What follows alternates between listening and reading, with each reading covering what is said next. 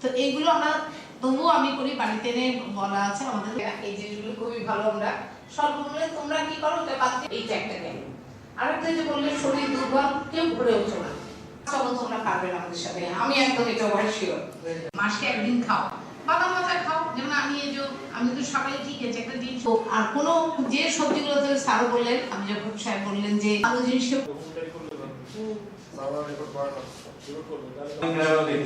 হ্যাঁ, এই যদি নারীদের জন্য এগিয়ে না আনে তাহলে কিন্তু দেশ পাশে গিয়ে বসে দুটো কথা বলে বলি, মা তুমি আজকে কেমন আছো, ধরে নেই তো আমরা যদি এখানে 20টা মেয়েকেও তুলে নিয়ে খান নিয়ে এসে সুন্দরভাবে আপনাদের মাঝে এই যে আমরা 24টা বাবারে অপুষ্টি, তারপরে তোমার দিনে যে সময়টা তো সারাক্ষণ গাছ বাগান, এই দুটো লাভ, এই বললো মানসিক প্রশান্তি, গাছ লাগালে বলে তোমার মনটা শান্তি হবে, দুটো টাটকা ফলও খেলে আমি বাগানও করি। গান বাজনা বই তো পড়া বন্ধই হয়ে গেছে।